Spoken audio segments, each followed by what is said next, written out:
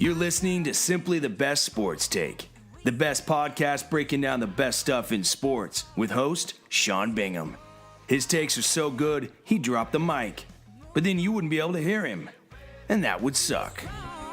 Welcome into STB Sports Take. I am your host, Sean Bingham, and today we are talking about Jimmer Fredette. I mean, this is a guy, the most polarizing NBA D-League player that we've ever seen. In fact, he's probably the only D-League player that most guys can even name by name. But we're going to really break down Jimmer Fredette's career and what might be in store for his future. But we're not doing it alone. We are bringing in some experts. We got the voice of the Utah Jazz, Craig Bolerjack, with us. And we've also got BYU Sports Nation host Spencer Linton, who'll be joining us later as well. So, Jimmer Fredette, does he have a place in the NBA? What's holding him back? What's going on? I mean, this is a guy who broke onto the scene his junior year. He was able to beat Florida in the NCAA tournament, take BYU to the second round, which was a rarity back then. And he was averaging, 22, 23 a game. But then his senior year was unprecedented. I mean, it was the nation's never seen anything like Jimmer in his senior year, averaging 29 points a game. He played 36 minutes. He only was sitting out for 4 minutes a game, 29 points a game, shooting 45% from the field, 40% from three. And it wasn't just threes. These are like threes against double and triple teams. These are threes from 10 feet behind the line, off the dribble. I mean, unbelievable skill. Gets drafted into the league, drafted 10th overall by the Sacramento Kings, and it just didn't work out. He just seems to have not been able to find a place for himself in the league. He's been on several different teams and ends up going to the D-League. Well, in the D-League, he dominates just like he did in college, gets his confidence back, gets that swagger back, shows his range, shows his skills, and now he's got a chance with the Knicks. Is it going to work out? I don't know. If it doesn't, it's like, it makes you wonder, why does the D-League exist? You know, if a guy can dominate in college and dominate in the D-League, but he doesn't have a place in the NBA, what's the D-League even for? So, I mean, looking back now on Jimmer's NBA stats, not his D-League stats, but his NBA stats, he's been given just 13 minutes a game. But with those 13 minutes, he's turned it into 6 points, 1.4 assists, a rebound.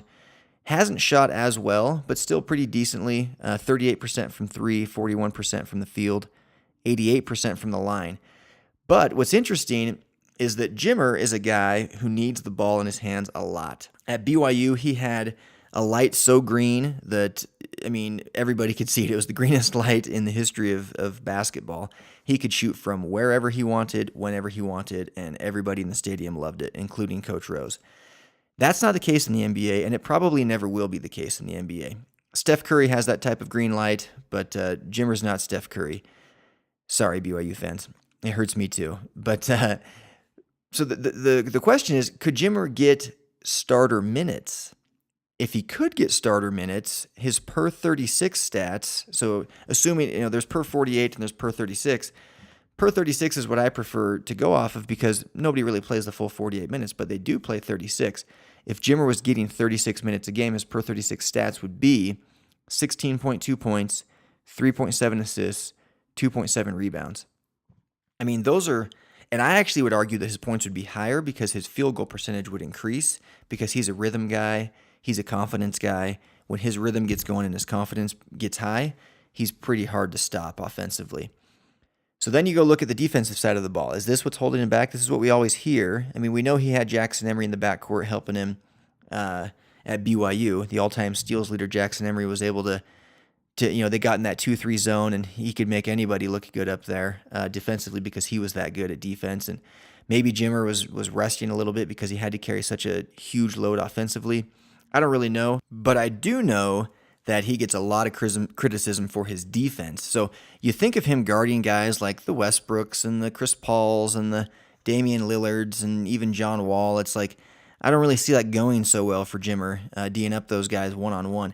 And then if he's a two guard, which you could argue is more of a natural two, even though he'd be undersized, there's the problem defensively. Is he going to be able to guard Dwayne Wade's and James Harden's? I don't think he'd be able to guard those guys either. But aren't there plenty of scorers in the league that don't play a ton of defense? Aren't there a lot of guys like James Harden, for instance, who don't really D up? Is Steph Curry a phenomenal defender? I mean, I know the Warriors are great defensively, but are they each individually great, or are they collectively as a team great? Is there a system, is there a defensive scheme that Jimmer could fit in to where they could use his offensive skill sets and then have him not be a liability defensively. Because that's really all he'd need to be, is just not be a liability. So to help us dive deeper into this, we're going to bring someone else in. And that someone is an expert, the voice of the Utah Jazz, and a broadcaster that I've looked up to for years, Craig Bolerjack. Bowler, welcome to the show. Thanks for joining us. Hey, thanks, Sean. Good to be here. Awesome. So we're talking Jimmer Fredette here. You know as much about basketball as anybody I know, particularly basketball in Utah. Talk about Jimmer. Does he have a place in the NBA? Well, that's probably the question that's been asked, Sean, more than once. I mean, there's been multiple discussions about Jimmer and if whether or not he belongs, in the NBA or overseas. And a lot of teams I think have been intrigued with his play and have given him multiple opportunities, to show what he can do. Again, system is very important, as you know, whether a player can be successful or not. And I'm not sure if he's found the right system yet. Obviously, his play in the D League has been pretty exciting and exceptional. He's the MVP of the D League All-Star game, and he's got all the ability to score. And the biggest, issue that all those who call themselves, experts in this game, it's about defense. And what Dave Rose was able to do at BYU was pretty much hide those, defensive deficiencies because he was such an offensive threat, and teams, were in awe of what he could do for such long range. I've never seen a college player with such long range ability, which made you think it would set him up to be a perfect NBA player from beyond the 3-point line. But sadly, as you know, I mean, this league is about defense as well, and I think it's becoming even more so. And I think Quinn Snyder and the Jazz are a pretty good example of exactly that. Yeah. So what aspects specifically of his defense do you see? Because it feels like to me there's a lot of scorers and shooters in the league that aren't that great at defense, right? So what is it specifically about Jimmer that hurts him so bad? Well, I think what you're seeing at point guard play, whether or not he's a point guard or a two, he's a shooter first. And a lot of times when you're a point guard, you're a distributor, as you know. And so, where does he stand in that mix of guards? I know talking to Quinn, point guards are starting. The need is they need bigger, longer, and taller guards, point guards, and Dante Exum would probably be the best example of that at 6'6". And so when you're taking on the likes of the Westbrooks and the Damian Lillards of the league, especially in the Western Conference, John, there has to be a combo of both height, length, and speed. I think Jimmer probably lacks the combination of that length that you have to have and the ability of speed. Now he's an athlete, let's be honest. Oh yeah. But at the same time, he can get lost in the shuffle on the defensive end, especially against stronger, little bigger guards. So, if a team needs a specialty player, then Jimmer's your guy if you can afford that. But I think a lot of times, again, when I talk to coaches around the league, the San Antonio Spurs, let's just bring them up for a moment. Matt Bonner, the Red Rocket, he rarely gets off the bench, but when he does, he performs. And he's a three-point specialist, much like Jimmer. But the bottom line is very few teams have that luxury to have that type of player as their 12th guy who can accept that role. That's a very important thought, to accept the role they're in and then be ready and prepared to perform and execute when they're called upon. And so my point is, I think the league has definitely gotten away from just, okay, you're a three-point shooter, great, we'll hide you on the defensive side. Those days have kind of come and gone. And I think, again, the Jazz are a pretty good example of combo guards that can play multiple positions, both the one and the two. And I think Jimmer's kind of sandwiched out of that definition. Yeah. But then again, if a team would need a guy, and again, teams I think still go out and search for that type of player, and he's gotten those opportunities. It's just going to have to be, Sean, the right situation at the right time for him to stick. Yeah. So let me ask you this then. Could things have been different for Jimmer if he had been drafted by a different team? It seems like the situation in Sacramento just kind of put him down the wrong path, and he's never been able to recover since. I mean, you talk about system. I look at a guy like Kawhi Leonard, who was in the same draft as Jimmer. They went head-to-head in college a bunch. He gets taken by the Spurs, and now he's an all-star, finals MVP, defensive player of the year. I mean, how different could things have been, do you think, for Jimmer had he started in a different, in a different organization? You know what? That's a pretty good question, and I think I think what hurt him was the expectations, honestly, of being a number 1 round draft pick. Mm-hmm. What was he, number 7? He was 10th, I believe, actually. Number, 10th. So he was a top 10. Mm-hmm. And so what happens there is automatically expectations from not only, NBA executives and around the league, but the fan base in Sacramento expects, obviously, this guy just to take them to the next level. And those are real situations, I think, for all those lottery pick players. That the expectations are you're going to immediately help this team and rise to the top. Every player, I think, that comes into this league now, especially if you're a one-and-out guy at 19, Jimmer obviously had age on his side and more maturity. But you need time. You need time to grow in this league and understand, what you are, who you are, and what you can and cannot do. And I think teams, find that out, and down the road they have expectations of what you are, and if you don't live up to those expectations, and then obviously you're saddled and put in the back chair, and then you have no way of growing. And a lot of times, like Sheldon Mack, I think for the Jazz now, mm-hmm. he was a third guard in Atlanta, couldn't get off the bench. With Budenholzer, and all of a sudden, given the opportunity in a consistent basis. Now it's only a 2-game sample size. You say, wow, why didn't this guy play? And again, it goes back to Jimmer getting that opportunity. And people say he has been given it, but I don't know if he's been given that opportunity on a consistent basis. No, and that's but you get into a rhythm. It's really difficult to really judge whether or not he's a bust in this league or not. No, I completely agree there. So that was actually my next question. It feels like to me he hasn't gotten that consistent chance. I'm wondering what his ceiling is, because we looked at him. I've followed him for years throughout his BYU career, and I've been following his NBA and D-League career. And I mean, the guy was averaging 29 a game his senior year at BYU, shooting lights out. I mean, ESPN was doing Jimmer range, highlights during the, for NBA players, and even in the D-League, he's dominating the D-League. What's his ceiling if he's given the right opportunity on a consistent basis in the correct role? I mean, he was on the college level, he was kind of Steph Curry-esque. I realize, NBA is a different game entirely, but right. But I mean, even a guy like Kawhi Leonard, who was Defensive Player of the Year last year, when he was in college at San Diego State, he was asked. San Diego State played. I don't know if you remember this, but San Diego State played UConn in the NCAA tournament, right? And and that was Kemba Walker, Jimmer. They were like the 2 main guards that year. And Kawhi Leonard was asked, who would you rather guard? Who's the tougher matchup for you, Kemba Walker or Jimmer Fredette? And without hesitation, Kawhi said Jimmer for sure. He's the toughest guy I've ever guarded in my life, Isn't that interesting? And now this is the guy it's like this guy now is supposedly the best defender in the league, right? And so I just wonder, is there really not a place for Jimmer to really become an all-star, or is that just high hopes from people in Utah or people that are fans of Jimmer Fredette? Well, I think it's a lot of fans from Utah and that see him in a different light than the rest of the executives or league execs in the NBA. For whatever reason, again, it goes back to the speed, lateral speed, and again, I've only seen him several. I'm thinking maybe a half a dozen times as a pro.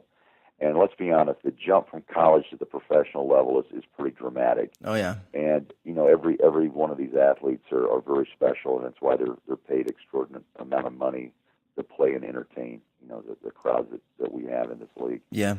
And I'd say I think that this topic, especially in Utah, is one that bothers a lot of people because what they saw in college, they can't understand why he can't duplicate that in the NBA. Now, there's a lot of analytics that go with this, and there's a lot of things with body size, again, speed, lateral movement, defensive up in the body, length of arms. There's so much that goes into an NBA basketball player nowadays, and I think all those things we were discussing are a part of Jimmer's probably issue. I think as an athlete, he's an athlete, and one of the most pure shooters that ever came out of college. But you know what? What's amazing is I have to kind of do a correlation between Heisman Trophy winners and maybe a little bit here at Jimmer. There's great college players, Sean, but they just don't turn out to be great NFL or NBA players. Yeah, that's very true. Again, they fit the system in college, and they do dominate the lesser talent. But when they get to that next level of talent, they just find out they don't have the entire package. And that's why this league turns over so often. Yeah. You know, the National Football League is if you last 3.5 years, that's pretty much the norm. The NBA is about 5.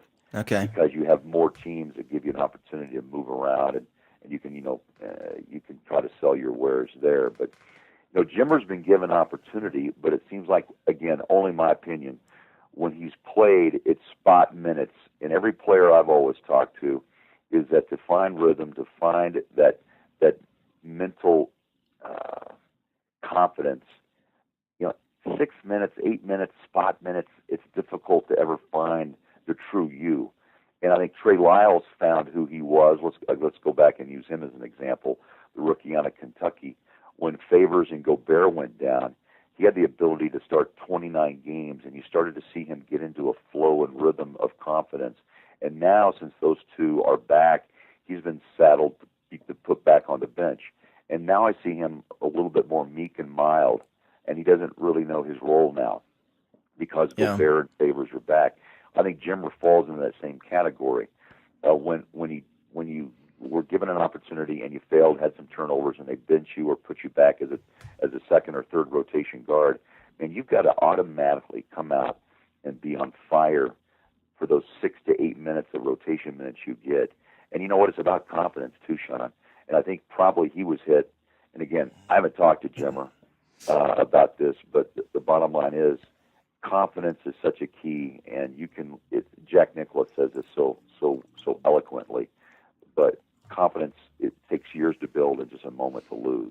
Yep. And I think that kind of comes into play here. Jimmer was top of the world in the NBA, and I think he still finds in his mind a troubling question: what happened? Yeah. And I don't know if we'll ever really find the answer, to be honest. I think if you break it down with numbers, then you can probably decide that he just doesn't add up size-wise. But at the same time, you can also argue that Isaiah Thomas is 5'9", and he's doing pretty well in this league. But he may, the bottom line is that Jimmer may be sandwiched between a one guard and a two, point guard and a shooting guard. And I just don't know if the team has the ability to really decide where they're going to put him.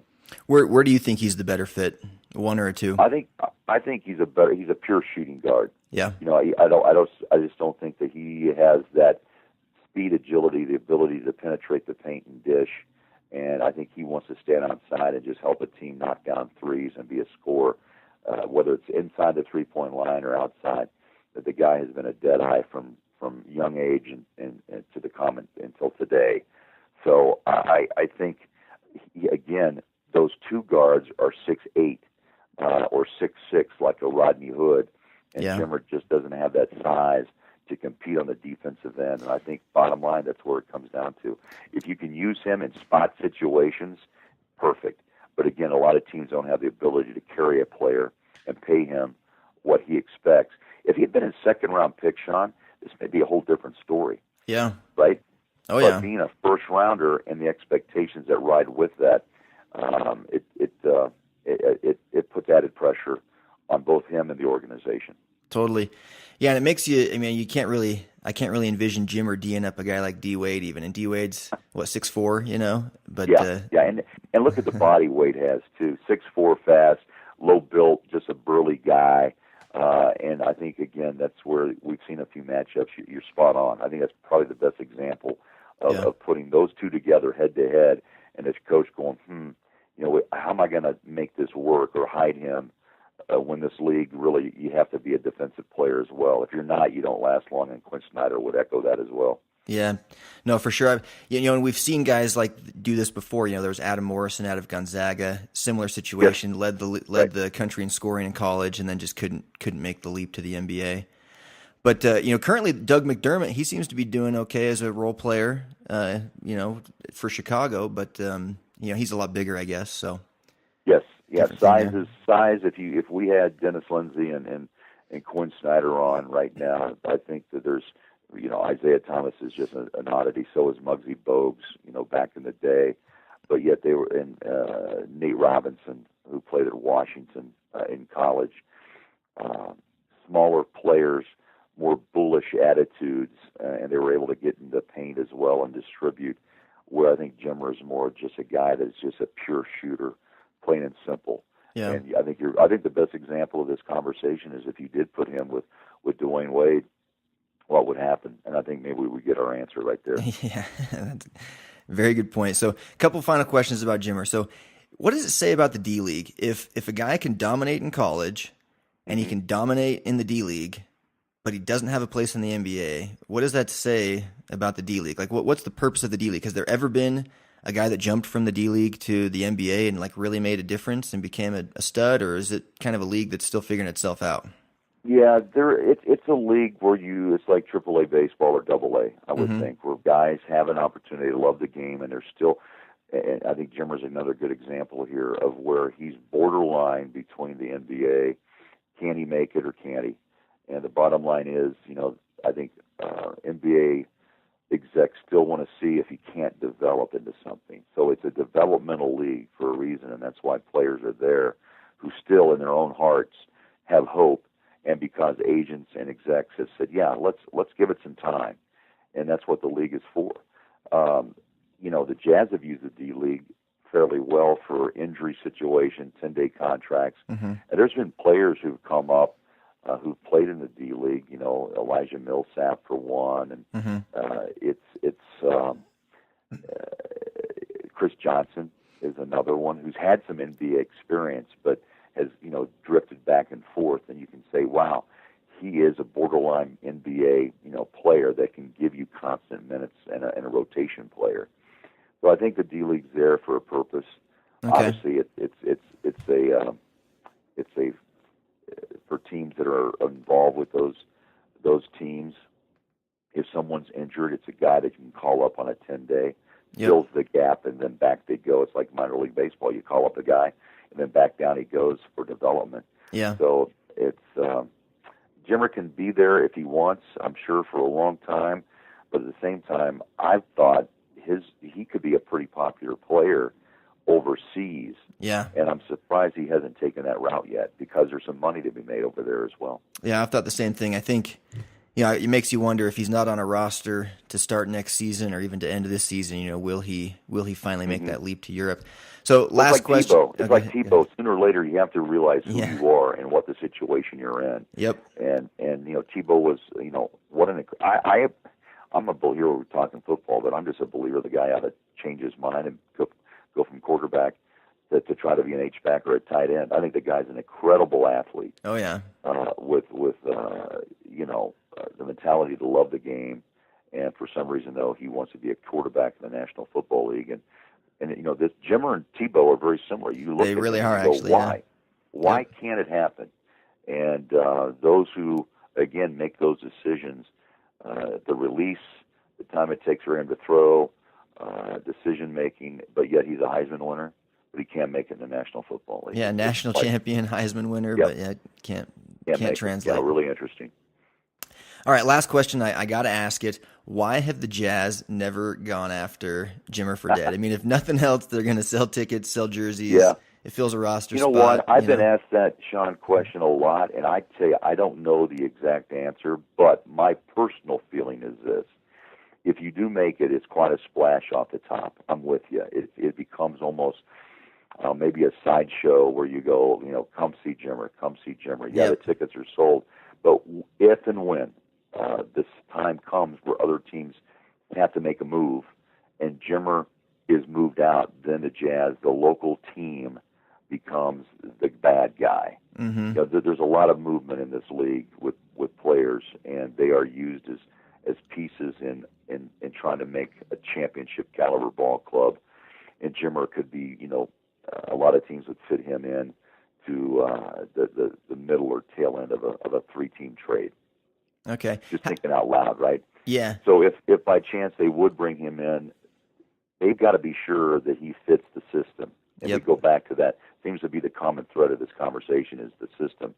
If they try him out and he doesn't fit the system, then they have to move him. And then that can cause, obviously, some uproar within, the fan base, whether you're a Utah fan or a BYU fan or a Weber State fan. Can you imagine if the Jazz had Damian Lillard from Weber State? The guy would own the state right now, Oh, yeah. right? Yep. And I think that's something that you have to be really careful about. Hafa Arugio, who came over from BYU after he was traded, or he was picked up after being a high draft pick, number 7 for Toronto. Mm-hmm. So you always have to be careful about how this is going to work out. And I think the Jazz have just decided the system doesn't fit the Jimmer need right now. So, And it could be too. I've often wondered, like, is Quinn Snyder thinking like, yeah, I don't want to have to deal with. We want Jimmer chants out of the crowd every game, Right? Yeah, you're exactly right. If it's the Tebow system again, where they were chanting Tebow, Mm-hmm. In Denver, and he got second opportunities and it didn't work out. There's fans that are always going to be Jimmer fans. I run across them all the time, and they ask the same questions: why can't this guy make it? Yeah. And if you're in the crowd and the coach has to deal with that, that puts a lot of added stress. Then all of a sudden, when he makes the call, and the Jazz may be leading by 14, let's say, or 15, then he looks down the bench and goes, why not? So Yep. all of a sudden, Jimmer's in, causes Jimmer mania, and then again forces him to make some decisions that to appease the crowd, which may not be best for his team. Yeah. Well, we'll see how things shake out for Jimmer. Craig, really appreciate you joining us. Absolutely, and it's a great topic, and it's going to be around a while, I guarantee you. Absolutely. Again, that's Craig Bolerjack, everybody. Bowler with some fantastic insight. And, interesting thing he noted there, he's surprised that Jimmer hasn't gone the the European route yet. And I guess I can't argue with that because from a financial standpoint, there's no question Jimmer would be making more money in Europe than he's making in the D-League. And from a stardom standpoint, he could really rule the world over there in Europe. But I think from a family perspective and from a career goals perspective, he's still pretty young. I think he's 25, 26. And he's got a couple of years still to try and make it happen here. It'll be interesting to see what he does at the start of next season. If he doesn't finish the season on a roster, if he doesn't start, next year on a roster, is he going to go the D-League route again? I mean, you can only do that for so long, in my opinion, but maybe he goes over and makes a bunch of money in Europe and he's a star and, he plays over there for 10 years and comes back to the States before he's got kids that are too old or anything like that. So I don't know what his real objectives are there, but I don't blame him one bit for trying to make a name for himself in the NBA because I think he belongs. So I don't think we've ever seen a more polarizing player in the D-League than Jimmer Fredette. I mean, the tweets that were coming in after he hit that first shot in his first game with the Knicks, the 3 at the end of the game, a meaningless game at that point. I mean, I was seeing tweets of people saying, yeah, I don't remember the last time I watched an entire Knicks game, but I stayed up for this one to watch Jimmer, and he didn't disappoint. And I mean, the crowd went crazy when he hit the shot, and it was like the Knicks were getting blown out, but everybody stuck around, and everybody wanted to see Jimmer in action. So people love him, or they love to hate him, but either way, they love him. The guy can shoot, and I think he's got a spot in this league, but only time will tell. And with that, we welcome in a very good friend of mine, the BYU TV play-by-play man and the host of BYU Sports Nation, Spencer Linton. Spencer, thanks for joining us. Welcome to the show. This has been way too long for this to happen, Sean. I know. I blame myself. Good to be with you. Dude, it's good to have you. So, I mean, as you know, we're talking about Jimmer. That's kind of the craze around town right now. Give us your unbiased opinion about Jimmer Fredette. Does he have a spot in the NBA? You want my unbiased opinion? I don't know if I have that. Yeah, okay, let's start with this. I think a lot of people have gone after Kurt Rambis, the head coach of the New York Knicks, because they feel like, well, he's not giving him a shot. The tone doesn't sound good, doesn't sound favorable for Jimmer Fredette. And, so I've kind of tried to defend Kurt Rambis because it's day 2 of his 10-day contract, and he only knows so much about Jimmer Fredette, and he's only seen him in 1, maybe 2 practices. So before people make him out to be the villain, that he's just going to be the next coach in a long line of coaches that didn't really give Jimmer a shot, let the contract play out, and we'll see if he changes his tune at all.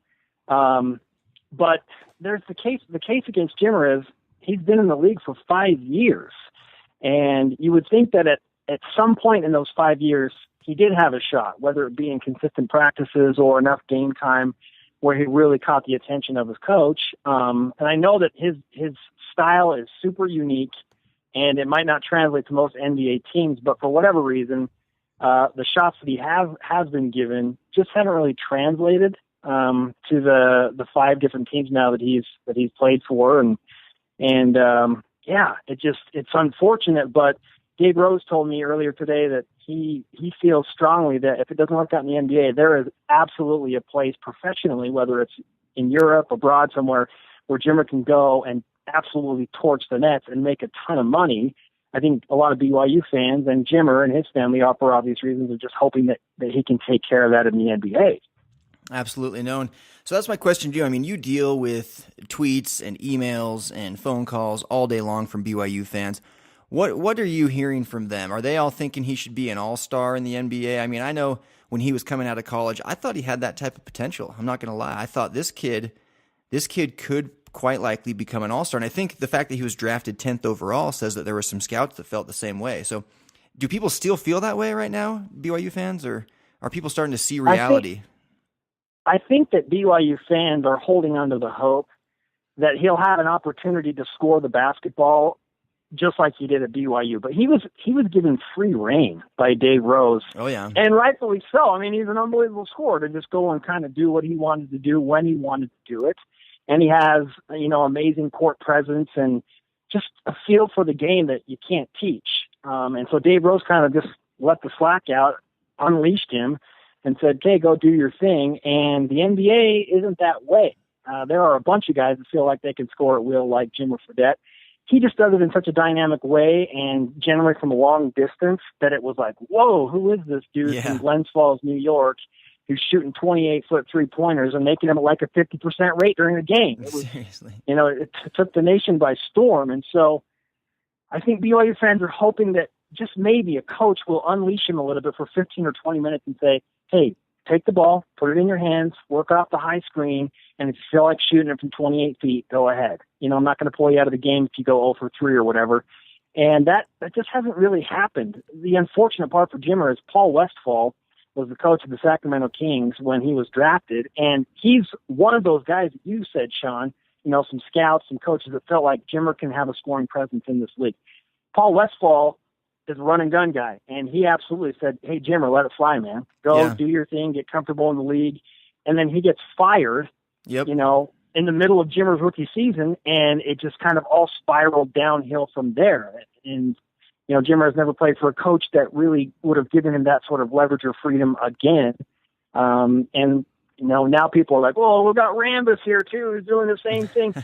It just, for whatever reason, the cards haven't played out for Jimmer to get what people feel like is a fair shot. But, you gotta remember, he's had a lot of practices in front of a lot of NBA eyeballs. Oh, yeah. And so to be fair to the situation, his critics are more than his supporters when it comes to people that actually make the decisions about who plays in the NBA. Yeah. So let me ask you this. So we all saw what he did at BYU. It was unprecedented stuff. Quite arguably the highest profile college athlete that we've seen ever. Maybe Tim Tebow's right there with him, but Jimmer is the Tim Tebow of college basketball. Absolutely, yeah. And so, but the offense 100% ran through Jimmer. Is it possible that actually kind of is detrimental to his game translating to the NBA? Because I don't think he has what it takes to be the star on a team, at least not a team that's going to go to the playoffs in the NBA. So is that hurting him at all, or what do you think there? Certainly it, caused him to pause and think, okay, I got to feel my way into the NBA, and I'm dealing with a bunch of guys that feel like they should have been the National Player of the Year to some degree. Guys that are next level for sure. And so I don't know if it was detrimental as much as it's just a learning curve, because there are a lot of guys that score the basketball at a high rate in college that are just unleashed. Look at Stephen Curry at Davidson. He would have the same type of coach and mentality and backing when he was playing at Davidson in North Carolina that Jimmer had from Dave Rose at BYU, and that was, hey, we're going to go as you go, man. So but Steph kind of adapted his game to the Golden State Warriors, and he's a guy that got himself in the right situation on the right team. And can you imagine Stephen Curry playing for a team like the Spurs? Yeah. It doesn't really translate. No. They're a defensive minded, and so I'm not so sure that he would be the unbelievable superstar that he is. That's a fantastic example, actually. Yeah, a defensive-minded San Antonio Spurs Greg Popovich coach. And so Stephen Curry, no question, is an MVP talent, but he had to find the right situation as well. And that hasn't happened for Jimmer for whatever reason. And I know everyone goes to his defense. Like, well, he can't play consistent defense. Well, Allen Houston played for the New York Knicks, and he's the general manager of the Westchester Knicks in the D-League, and he said, Jimmer's not a great defender, but he can hold his own, and he can score at any level. And so when really? a guy He like said Allen that? Houston says, yeah, he can hold. He's not great, but he can hold his own. It's like, all right, hey, let's put him out there for 15 minutes, 20 minutes a game, and just see. Just put him out for 3 games, 15, 20 minutes, and just see what happens. Yeah. So, I mean, you do got to admit, you think of Jimmer trying to guard a guy like Damian Lillard or Russell Westbrook or Chris Paul, and you just don't envision that going very well. So then you think, okay, maybe he could try the 2, and it's like, is he going to really D up like a Dwayne Wade or a James Harden? Like, how much did Jackson Emery help mask Jimmer's inability to defend, or how much was Dave Rose saying, look, Jimmer, we need you to score 30 a game, so you're gonna take it easy on defense? Was that happening at BYU? Did Jimmer not learn the right way to play defense, or what's all the hoopla about that? I don't think that it's Dave Rose saying, hey, take it easy on defense. Dave had some good defenders, some good rim protectors. One of them was Brandon Davies, and I know Brandon didn't play for the last really important part of the season, but for the majority of the season he was there, and Brandon did a good job of help side defense when the man got around Jimmer, whoever it was. And he also had Noah Hartsock, who was, not huge, but his timing was impeccable. He was a great shot blocker at BYU when you look at the statistics. And so there were some rim protectors, and then Jackson Emery as well to help out on the guard line. Like, he had good, capable defenders on the floor with him at most times.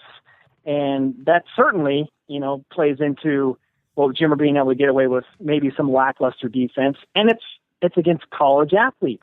College athletes are not NBA guys. And so those disparities just become more visible when you go up a level. And Jimmer, to his credit, has worked really hard to bulk up in muscle, to become more lean, to be quicker. He's worked a ton on his agility.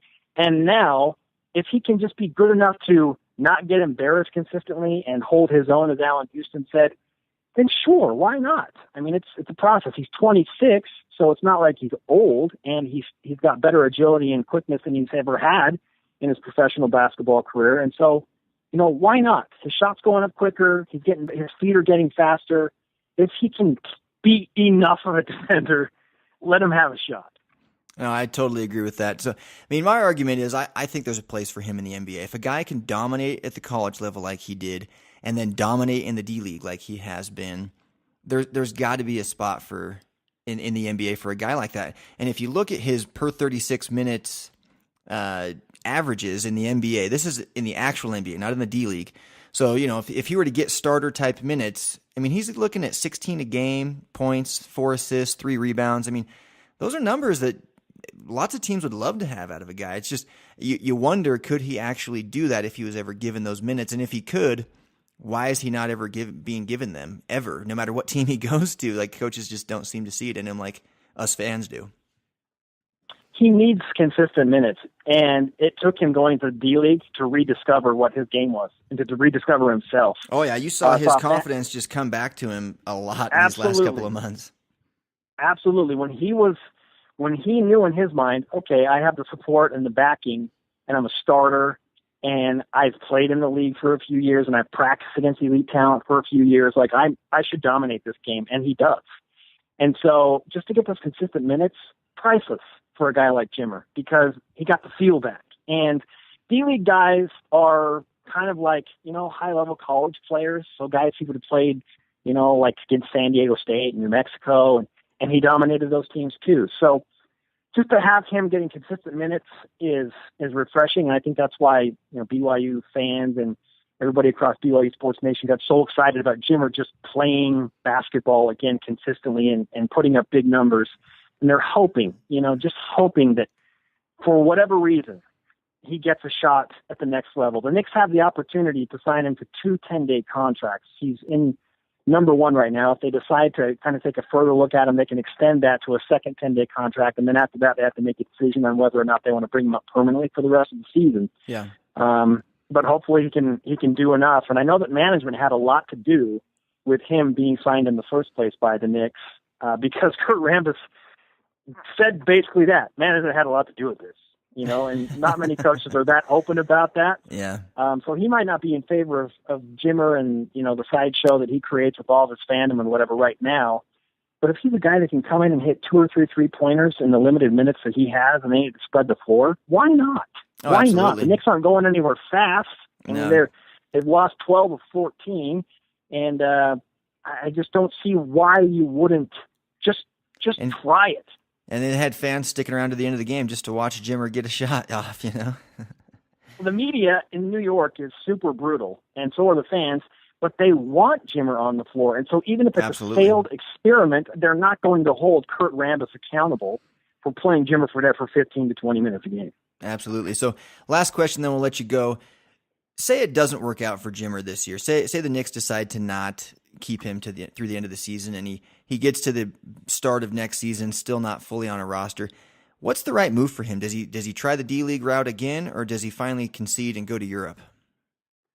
I think Jimmer believes he is an NBA player, and so because he got himself back into the NBA with the Knicks this year, I don't think that he would make the jump to Europe next year. But if he didn't get himself onto another team after a full calendar year, then I think he goes to Europe when he's 27 or 28 and absolutely dominates and plays for, a powerhouse in Spain, maybe Real Madrid or whatever, and makes a name for himself over there, makes some good money, and enjoys seeing Europe with his wife Whitney, and calls it good at age 33 or 34 with a ton of money and comes back and does whatever he wants to do. But doesn't sound too bad to me.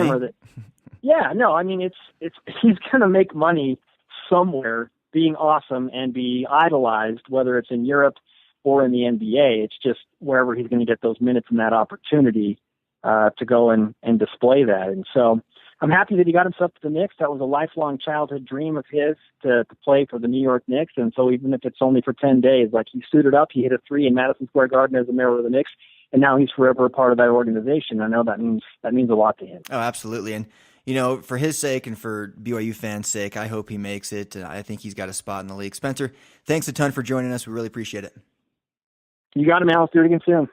Again, that's BYU Sports Nation host Spencer Linton. We want to thank him and Craig Bolerjack for coming on the show today. Jimmer Fredette, will he make it or will he not?